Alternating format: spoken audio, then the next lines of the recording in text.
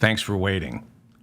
This is the scene in northeastern Ukraine after a Russian missile attack killed 51 people, including a 6-year-old, who were all attending a wake for a soldier who died in what is now becoming the 18th-month-long war in Ukraine. Ukrainian President Zelensky is in Spain trying to secure military assistance from... Give me 1 second. I'll be right back.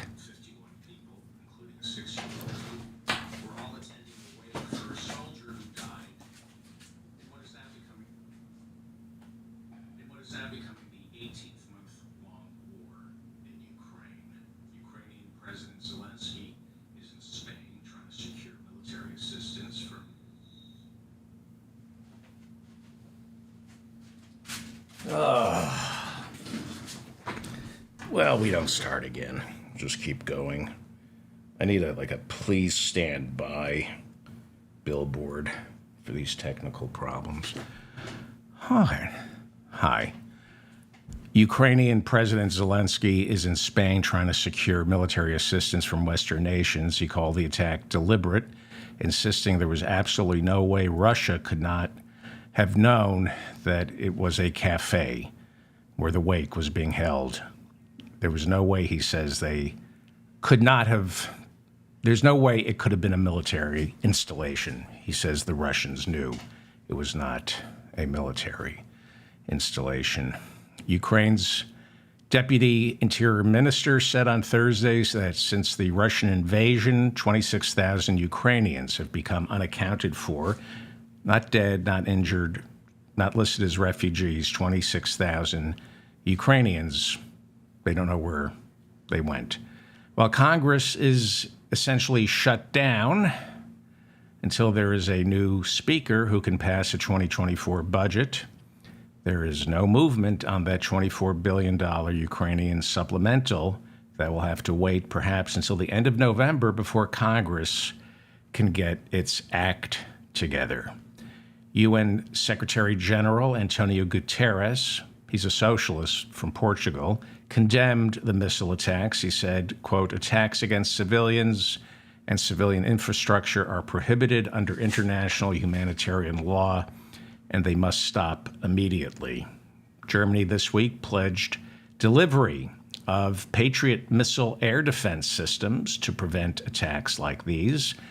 Zelensky says that he secured more assistance from Spain, Italy, France, Germany, Great Britain, all of whom have contributed a greater share of their gross domestic product to Ukraine than America has. Steve Scalise is the number 2 leader in the House. Well, he was before Kevin McCarthy was fired as Speaker back on Tuesday.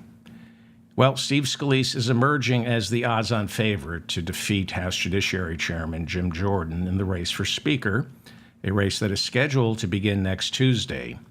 Scalise has become an increasingly beloved member of the Republican caucus as he battles blood cancer, but mostly because he's a prodigious fundraiser, having doled out $170 million over the past decade to Republican candidates. And from what I understand, that is essentially how you become Speaker. You buy the votes with campaign contributions. Also working to Steve Scalise's advantage is a deep animus still felt for Kevin McCarthy, who is reportedly throwing his weight behind Jim Jordan. Aides to McCarthy have been working the phones, encouraging members to vote for Jim Jordan. Scalise and McCarthy have not gotten along, going all the way back to the days of Speaker Paul Ryan, when both Scalise and Jordan felt they should succeed Ryan when he stepped down. Well, McCarthy beat Scalise, and Scalise, especially his staff, resented that. There's also reports that a deep-rooted antipathy for Kevin McCarthy has now washed over the entire Republican caucus since his defeat on Tuesday.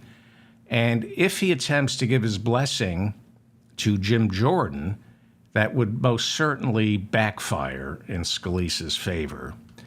Jim Jordan has also done a pretty good job himself alienating the Republican caucus. He's rankled and alpha-dogged way too many members.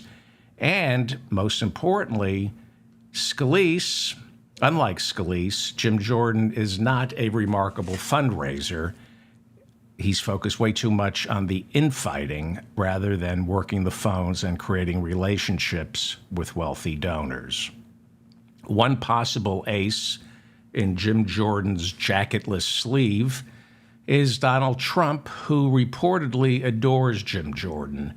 If you remember, Jordan was an early defender of Trump and was talking with him on the morning of January 6, 2021.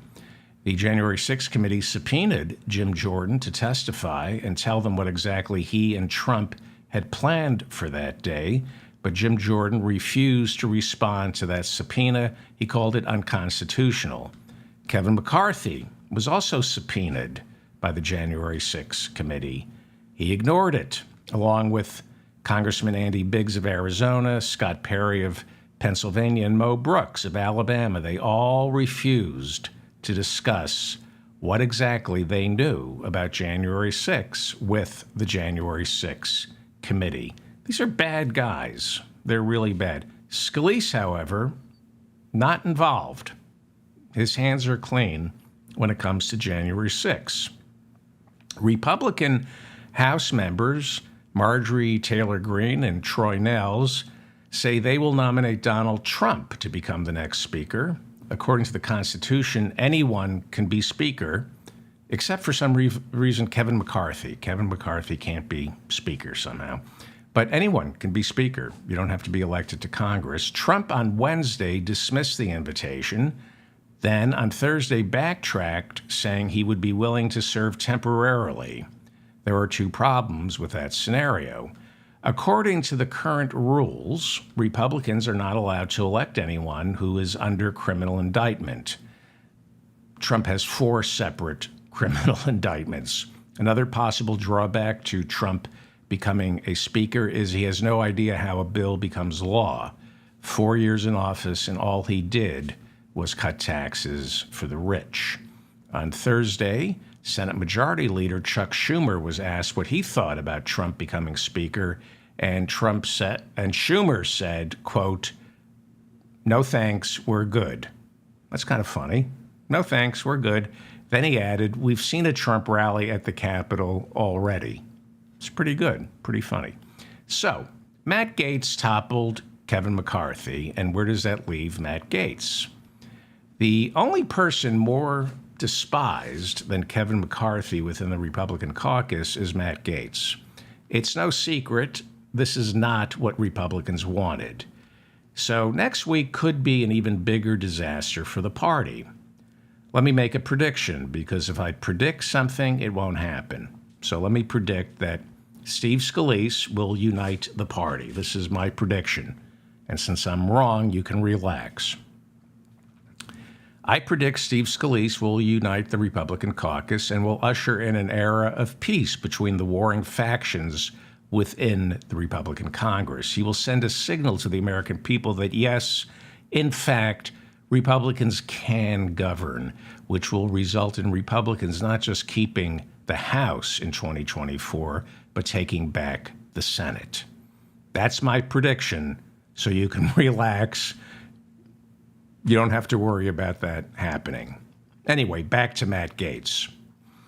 He's hated, and there's no greater fury than a domestic squabble. Republicans fight with Democrats, and it does get vicious, but it's the natural order of things. But when Republicans fight with one another, it gets much uglier because it's personal. Gaetz is perceived as betraying the entire party, especially the Republican members whose seats are not secure, right? There's only a 5-vote majority in the House.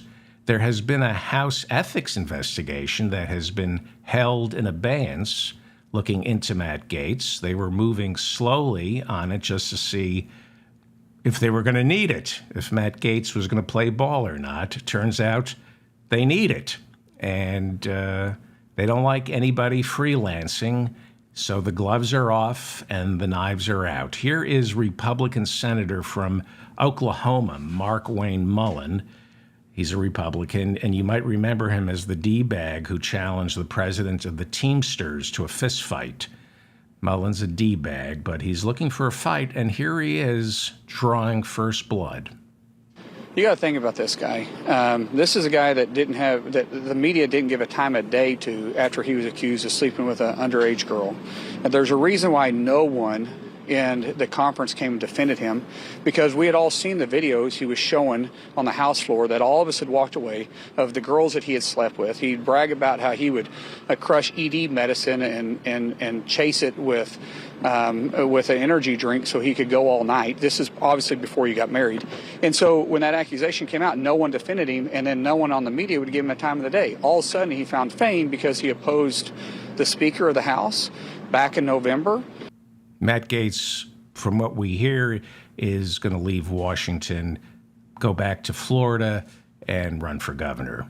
Mitch McConnell is the minority leader in the Senate. He's a Republican who wants to get funding to Ukraine as soon as possible, and he wants a 2024 budget passed before the November 17th deadline. He commented on McCarthy's ouster, speaking very highly of the man, then adding, I have no advice to give to House Republicans except one. I hope whoever the next speaker is gets rid of the motion to vacate.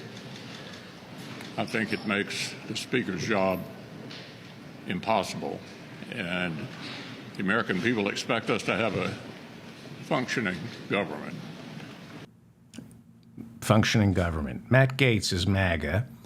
And we know that in the lead up to McCarthy's expulsion, he had been on the phone with Donald Trump, who was advising him to blow it all up, take a wrecking ball to the system, deny the American people a functioning government, which is what McConnell says the American people want.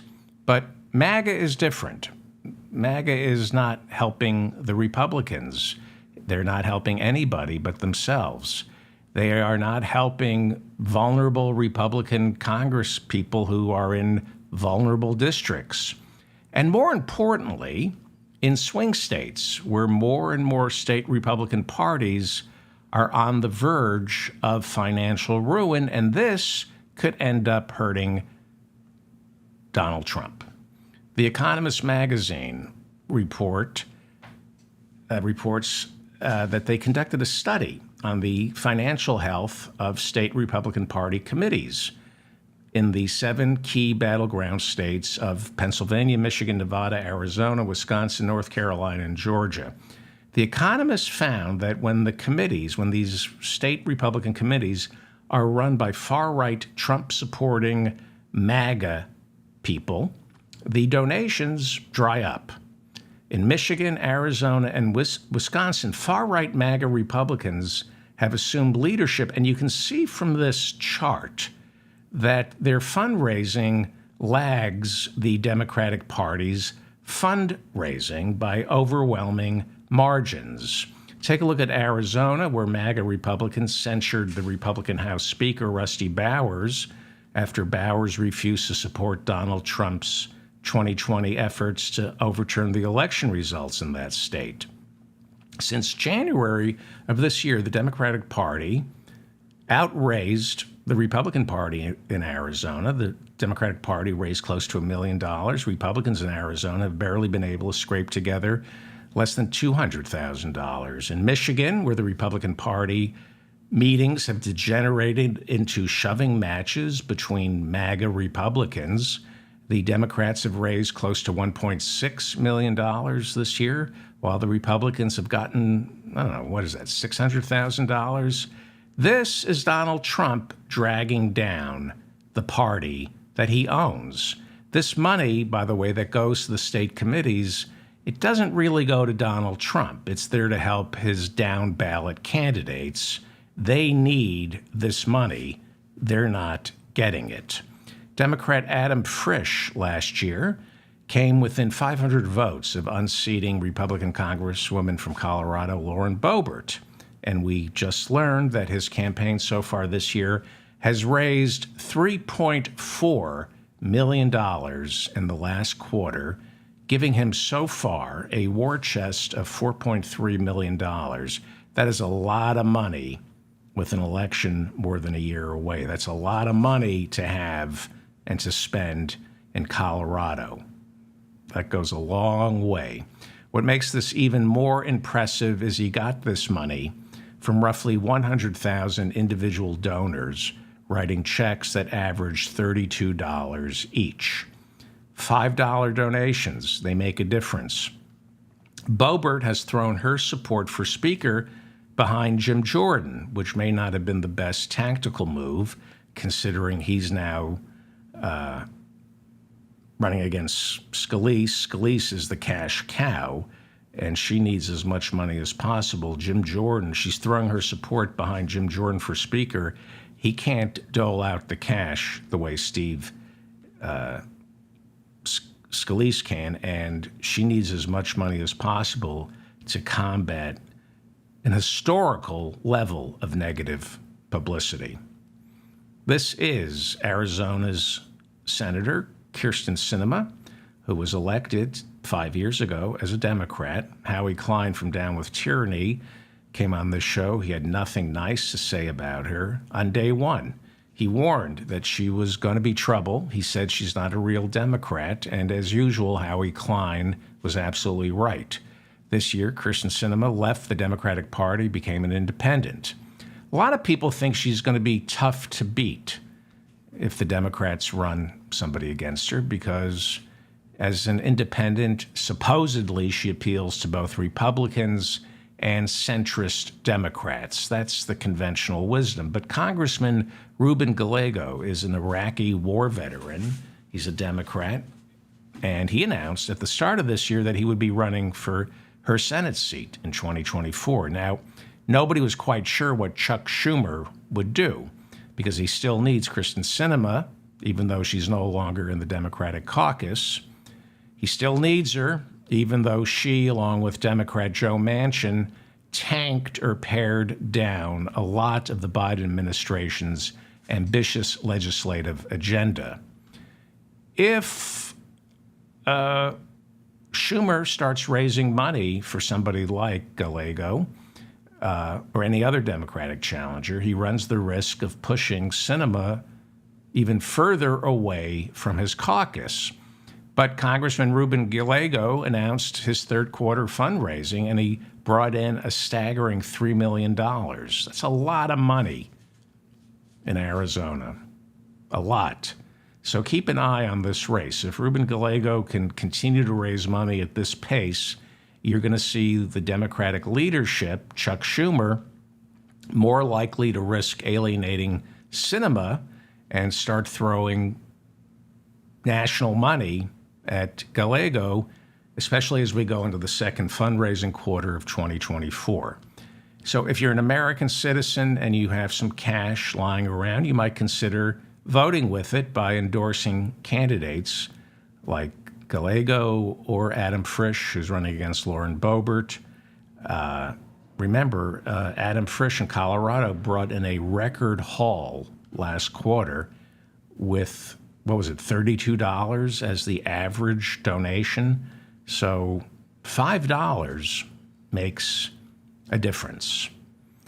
36% of Alabama is black. 30% of Alabama is black, yet they send 6 Republicans to Congress and only 1 Democrat. We all know that the black people, the black voters, are the backbone of the Democratic Party. So if 1/3 of Alabama is black, how is it possible that 1/7 of their congressional caucus is Democrat? Well, thanks to gerrymandering. A federal court, however, with the blessing of our Supreme Court, believe it or not, has rewritten Alabama's voting map. It looks like they've now created a second congressional district in Alabama that will be more likely to elect a Democrat in 2024. That means an extra Democrat will be going to Washington from Alabama. Because of gerrymandering, Alabama was able to create one congressional district that lumped all the black people together. And they drew the maps, and they guarantee that Alabama would only send one Democrat to Congress. As I said, this is incredibly unfair since black people make up nearly 1/3 of the state. But on Thursday, it looks like the courts have permanently redrawn the map, or at least until the next census in 2030. They've redrawn the map, creating another heavily black district, which more than guarantees a second Democrat will be going to Washington after the 2024 elections. Now, this isn't important, and it's one of the reasons Republicans are going to punish Matt Gaetz. Maps are being redrawn right now all around the country. In Georgia, Florida, here in New York, there are as many as 12 seats that are being changed through redistricting. And most of those 12 seats will go from red to blue. So the Republicans only have a 5-vote majority, and the courts are redrawing the maps. Republicans could not afford what happened to them on Tuesday, and they're blaming Matt Gaetz. So pay attention to that ethics investigation.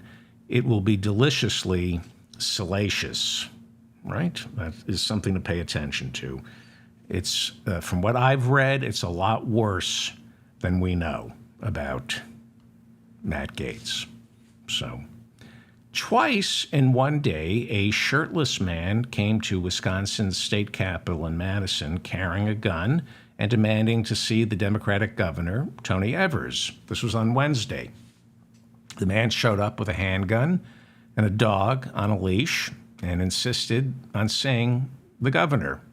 Well, he was arrested the first time, then released on bail.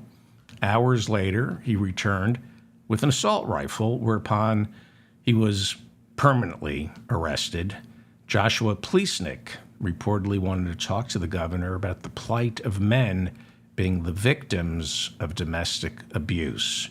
And who better to be allowed to get their hands on an assault weapon than men who believe that men are too often the victims of domestic abuse. This is the mop-up for October 6, 2023.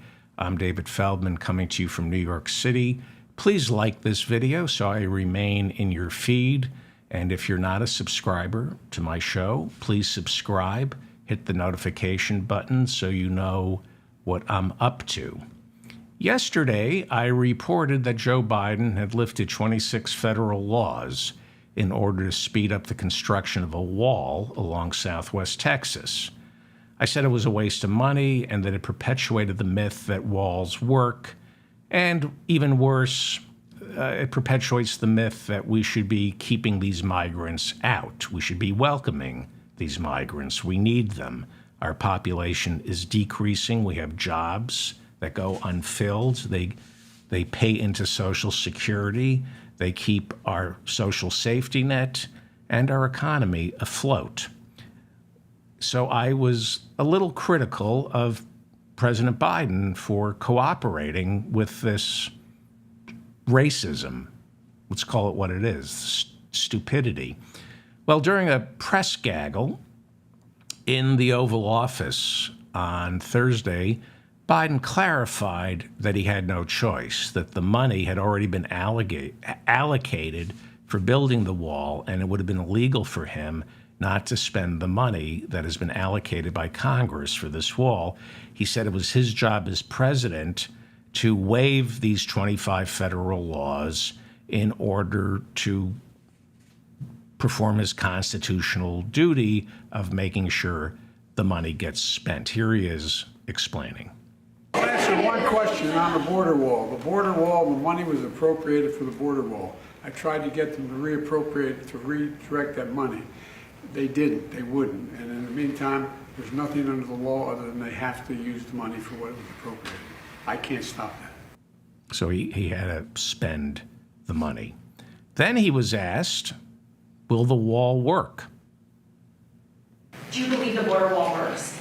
No. That's him being honest. This is Joe Biden sitting in his Oval Office where he keeps a bust of Bobby Kennedy, who for Biden is the heart and soul of the Democratic Party. So I want to correct something I said on the show yesterday. But first, I've shown these pictures before. It's Bobby Kennedy when he was a United States Senator touring Appalachia back in February of 1968, just a few months before he was gunned down. He wasn't coming there for votes. He was running for president, but he was coming to draw attention to poverty right here in America. He saw the bloated bellies of American children, and they were photographed, and Americans were shocked. He went inside the homes. He broke bread with them and talked to mothers barely scraping by. And he made it clear that America's war on poverty, launched by President Lyndon Johnson only a few years earlier, had much further to go. These are iconic photographs of what could have been. President Johnson waged a war on poverty, and he lifted millions of Americans up and into the middle class through programs like Head Start, food stamps, Medicare, and Medicaid. Much the same way, Joe Biden lifted 3 million American children out of poverty in 2021 when he expanded the child tax credit. The Republicans refused to let it continue in 2022, and so childhood poverty has doubled, thanks to Republicans in the Senate. On yesterday's show, I made a mistake. I was talking about the power of the Speaker, the power of Congress. And I said that in 1994, Newt Gingrich became the first Republican Speaker in nearly 40 years, and that Bill Clinton got scared, and I made the mistake of saying that he passed welfare reform in anticipation of the Gingrich Revolution. I was wrong. Bill Clinton passed welfare reform 2 years later in 1996 when he was running for re-election and was what they called back then triangulating, trying to be half a Democrat and half a Republican, trying to pull away from Democrats in the House and appeal to conservative centrists to make him look like a Reagan Democrat. So I got the years wrong. It was 1996. But the Gingrich Revolution started in 94, and Clinton was somewhat irrelevant. He could only enact what Newt Gingrich wanted, like welfare reform. Here is Bill Clinton falsely invoking the memory of Bobby Kennedy to do precisely what Bobby Kennedy would never have approved of, work requirements for welfare. We all know that there are a lot of good people on welfare who just get off of it in the ordinary course of business, but that a significant number of people are trapped on welfare for a very long time, exiling them from the entire community of work that gives structure to our lives. Nearly 30 years ago, Robert Kennedy said, "Work is the meaning of what this country is all about. We need it as individuals, we need to sense it in our fellow citizens, and we need it as a society and as a people." He was right then. Yeah, that's shameful. Talk about people trapped on welfare, as though taking them off welfare is going to free them, making them work is going to free them. Well, to Clinton's credit, he did make up a little for his welfare reform. It wasn't really reform. He just got rid of it for a lot of people. To his credit, however, he was the first president to really make significant use of the child tax credit, the same tax credit that Joe Biden used to lift millions of children out of poverty in 2021. But the child tax credit is prose. It's not poetry, as New York Governor Mario Cuomo used to say, right? You can't run on the child tax credit. It's not poetry, it's prose. Nobody knows what the child tax credit means. You can run on cutting welfare. That's poetry. Reagan made cutting welfare poetic. Bobby Kennedy and Lyndon Johnson made expanding welfare poetic. Child tax credit, it works. It's not poetry. Nixon codenamed it Operation Linebacker. It was 200 American B-52s dropping 20,000 tons of bombs on North Vietnam during a 12-day period in December of 1972. Nixon called it Operation Linebacker, but it's remembered as the Christmas bombings of Hanoi, North Vietnam. 1,600 Vietnamese civilians were killed, and it was the idea of Nixon's national security advisor, Henry Kissinger. Kissinger said the bombardment would shake Vietnam to its core and drag them to the negotiating table, even though they already were at the negotiating table. David Kissinger is that's his son who works in television. Henry Kissinger. David Kissinger is his son who trades on his father's name in television. David Kissinger's father, Henry Kissinger, is a war criminal. Cambodia, Laos, and Indonesia, and of course the assassination of Allende in Chile in order to install General Pinochet, a fascist leader who promised to implement the economic policies outlined by Milton Friedman and the Chicago School of Anti-Government Free Market Hucksters. Kissinger's still alive. He's 100 because God and Satan don't want him. Vox's Jonathan Geyer, not Fox, Vox. Vox's Jonathan Geyer caught up with the war criminal Henry Kissinger right after the war criminal spoke before the Council on Foreign Relations. Let's take a look. Dr. Kissinger, it's also 50 years since Pinochet. Do you have any reflections on Pinochet? Sir. Thank you very much. I'm a member of the press, That's a member fine. of the council. I'm sure you are, but we're trying to get him in his car. Dr. Kissinger, any Thank you comments very on much. Cambodia, Laos, 5 decades later? A lot of alleged war crimes have been documented by historians and reporters.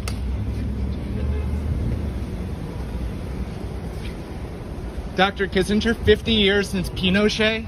Any comment on 50 years since the military junta empowered in Chile? Be a privilege to speak with you about some of the allegations regarding Pinochet. Good work. Well, it's been nearly a year since the richest man in the world, Elon Musk, purchased Twitter, fired its election integrity monitors, and reinstated the accounts of racists, rapists, Nazis, anti-Semites, and other assorted spokespeople for the Republican Party. Reuters reports that ad revenue has decreased every single month since Musk took over. Musk has acknowledged that his social platform is bleeding money and is blaming the Jews. Seriously, Musk is blaming the Anti-Defamation League for calling Twitter out for all the for its dramatic increase in posts that promote racism, bigotry, misogyny, anti-Semitism, and rape. Musk has even talked about suing the Anti-Defamation League for using their First Amendment rights to point out what a hateful zoo of sewer rats Twitter has been turned into. According to Reuters, Musk paid more than $40 billion for Twitter. Twitter is now estimated to be worth $8 billion. On Thursday, the SEC announced it will be suing Elon Musk in order to force him to comply with their request to answer questions that he refuses to answer as to how he took Twitter, which was then a publicly traded company, how he took it private.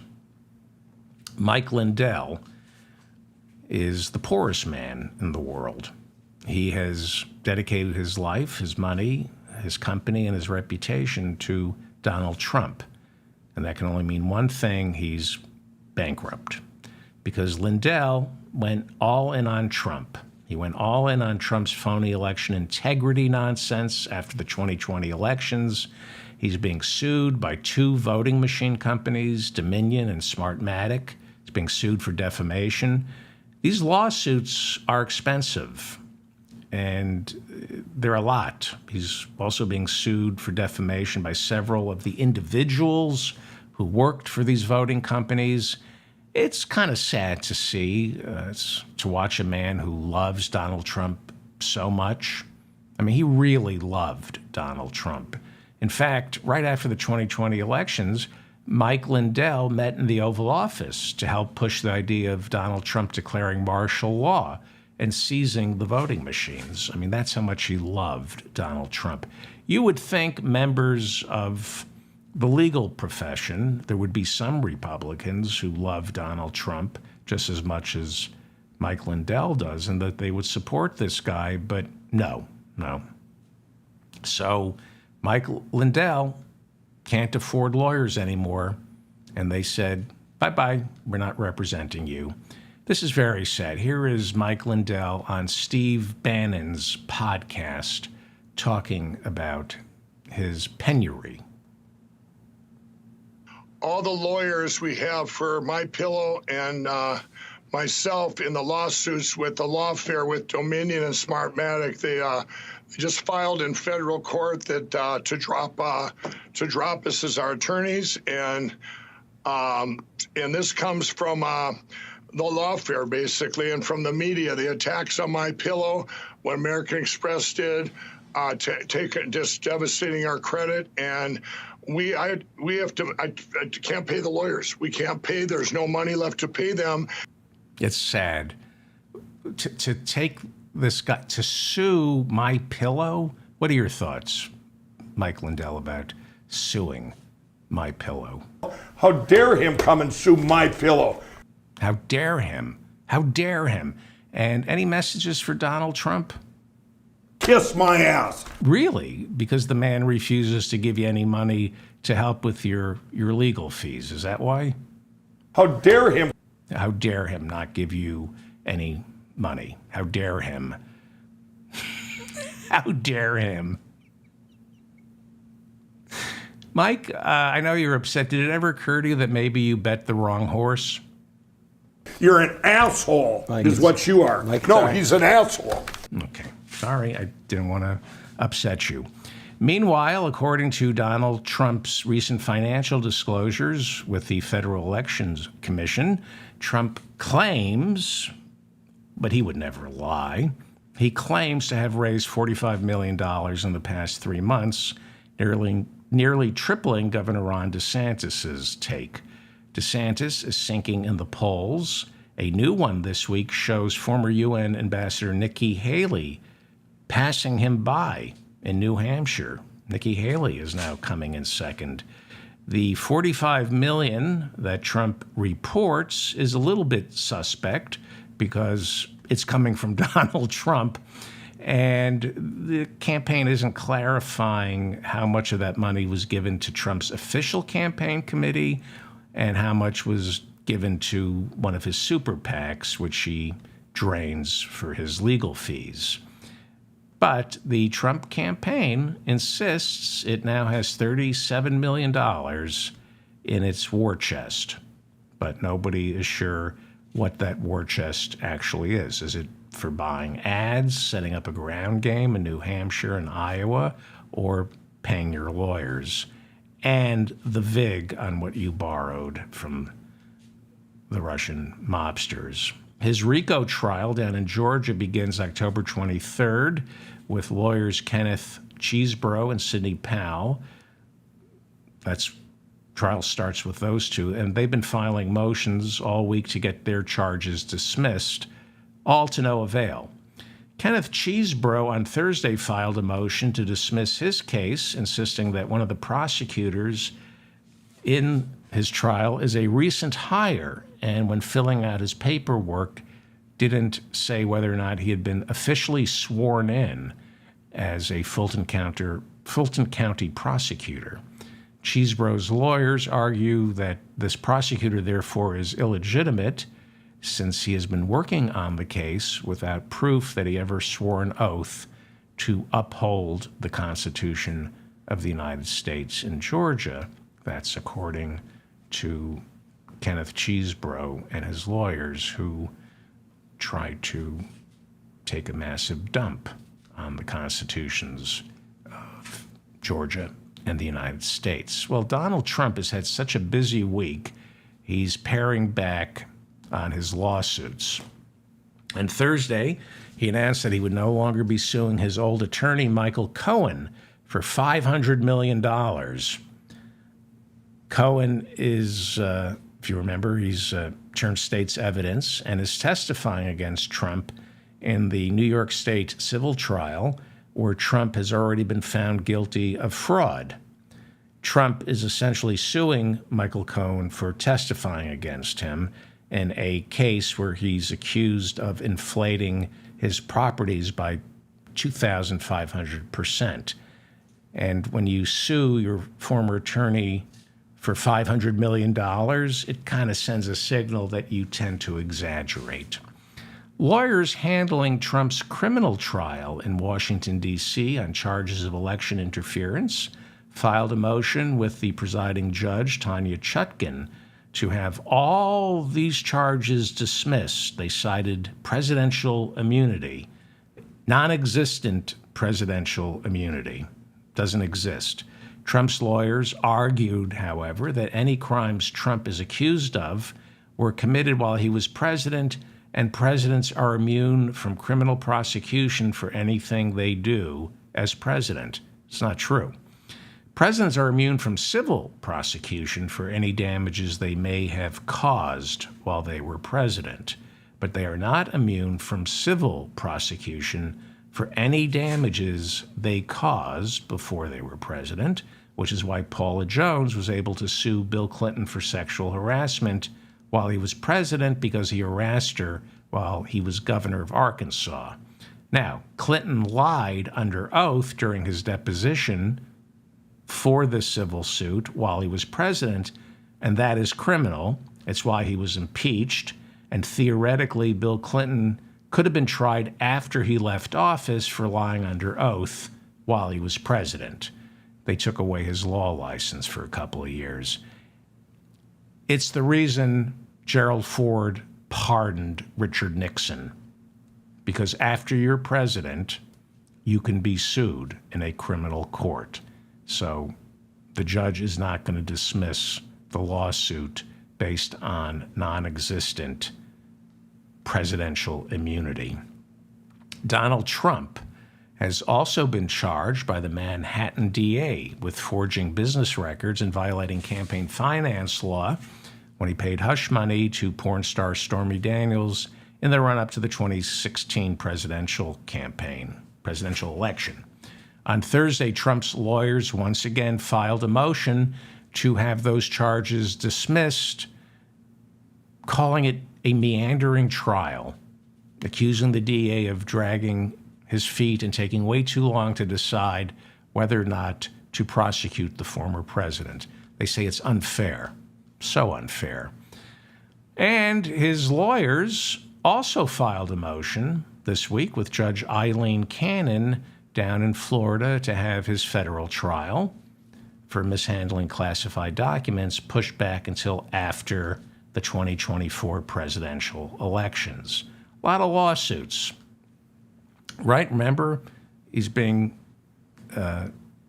was criminally indicted for mishandling classified documents. Well, it gets worse. ABC News revealed on Thursday that right after leaving office, Donald Trump shared top secret information about America's fleet of nuclear-powered subs with Anthony Pratt, an Australian billionaire who runs one of the world's largest cardboard companies. Pratt is believed to be one of the 90 witnesses special counsel Jack Smith is expected to bring before the jury when Donald Trump goes on trial for violating the Espionage Act. Pratt, the Australian billionaire, was told all about the submarines at Mar-a-Lago because Pratt is a member of Mar-a-Lago, and Donald Trump was trying to impress him and keep him as a member of Mar-a-Lago. Now, Mar-a-Lago is a private club, and in order to be a member, you pay hundreds of thousands of dollars, and then you pay annual dues. As a member, you end up owning a little piece of the club. This is something that Trump never discusses about Mar-a-Lago. He's not only borrowed against it, he doesn't own it outright. The members also own a little piece of it. But Trump doesn't matter because Trump can never sell it. He can claim it's worth $1 billion. It's not zoned for commercial real estate. It's not zoned for anything other than what it is. You cannot subdivide. And that's why it's valued at roughly $20 million. Okay? And that's what Trump agreed to. He signed the tax documents with the appraiser, the Palm Beach appraiser. It's an historical landmark. There's nothing you can do with it other than enjoy the beauty. Mar-a-Lago is worth $1 billion, the same way Central Park in Manhattan is worth $10 trillion. Okay? The city cannot sell Central Park. They're not allowed to. Theoretically, if the whole system collapsed, then it would be worth $10 trillion. The same way if the whole system collapsed, yes, Mar-a-Lago could be worth hundreds of millions of dollars. But the system hasn't collapsed, and he can't sell it for what he claims it's worth. But he's borrowed money against it, right? Central Park is not worth anything to New York City. You can say the land is worth $10 trillion, but you cannot use it as collateral when you borrow from the banks. But that's exactly what Donald Trump has been found guilty of doing.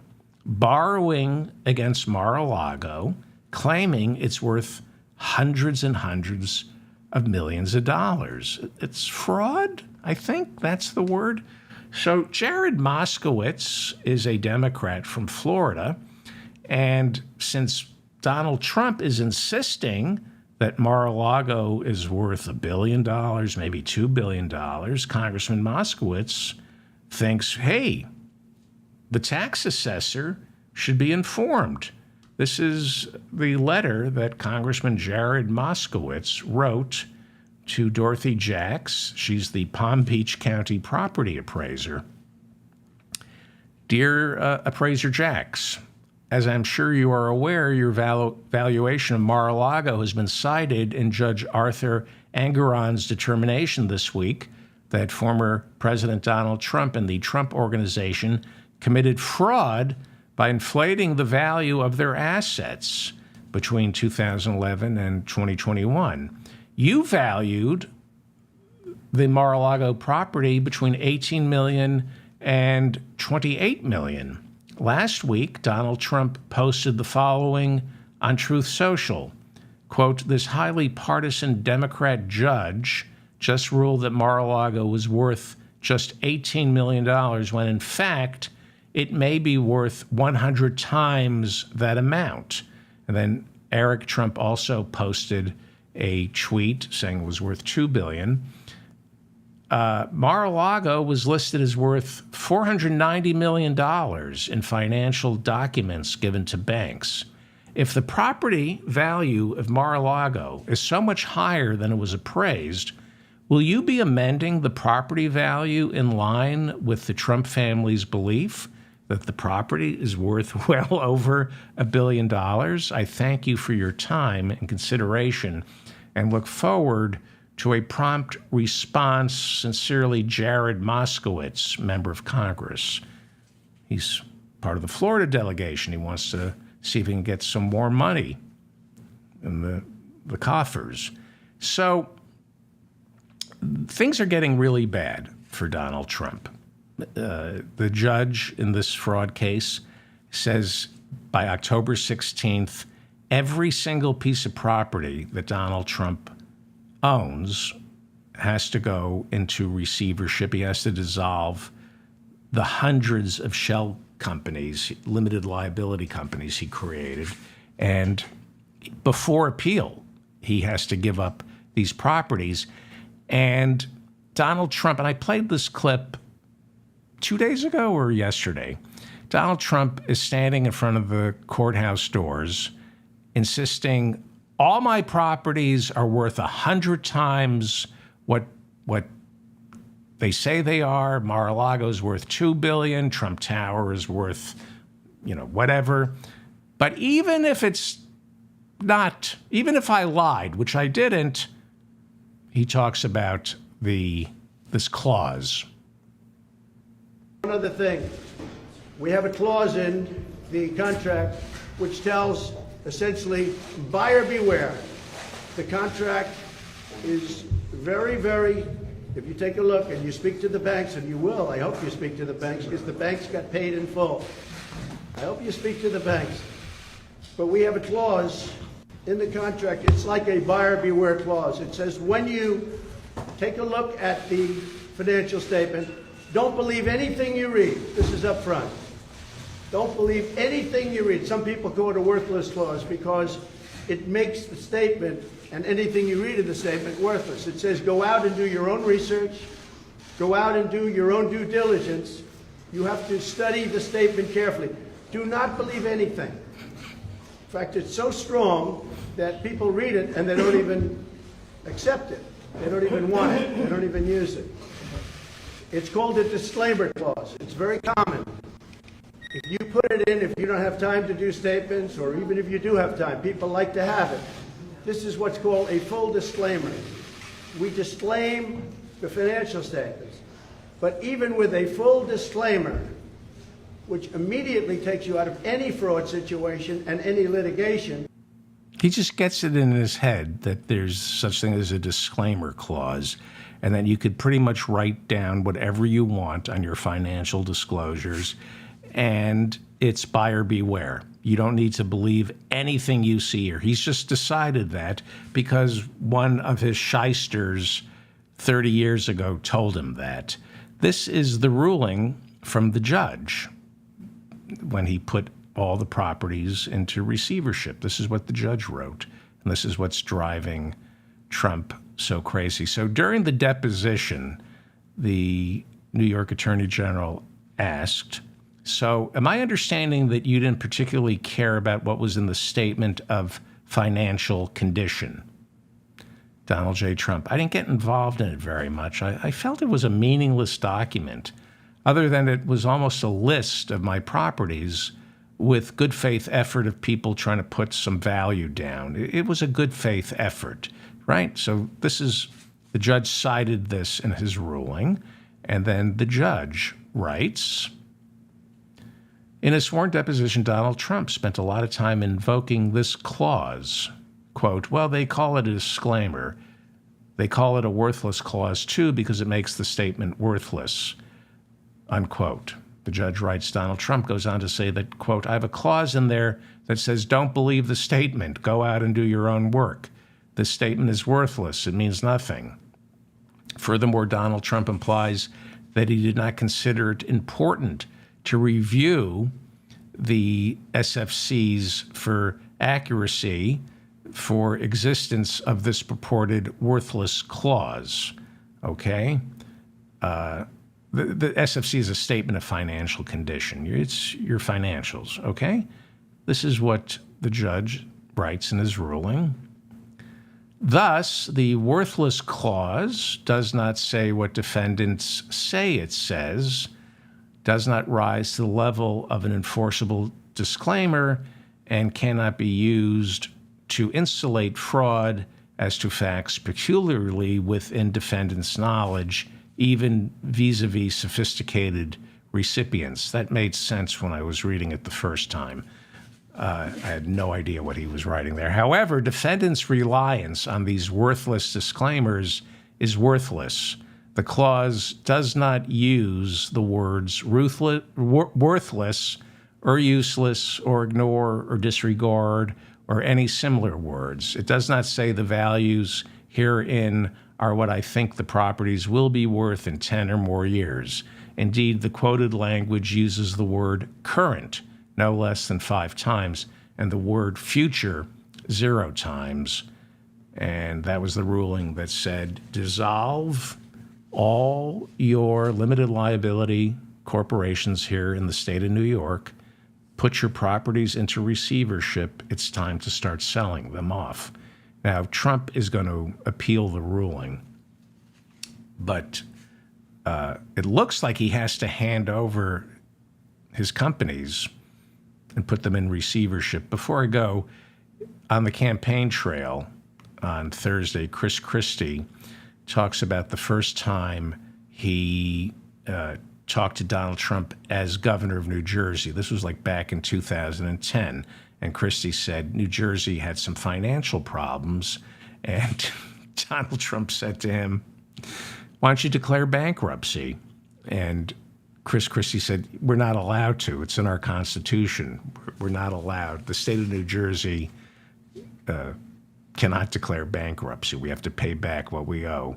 And Chris Christie, this is from the campaign trail on Thursday, he said, they'll sue you by the time the case gets resolved in court 2 or 3 years later. Everyone will have forgotten about it. And this is Donald Trump, who ended up becoming president. Well, let me just check in with my girlfriend because she's been very depressed. Hi, honey. I'm all finished with the show. Yay. Mm-hmm. You're still depressed. Well, I think I'm going to crawl into bed with you right now, okay? Yay. Okay, would you like me to cuddle? Maybe we can spoon? Yay. Oh, you're excited about that. Do you really mean that? Nay. No. I love you. Yay. Even though you're depressed, I still love you.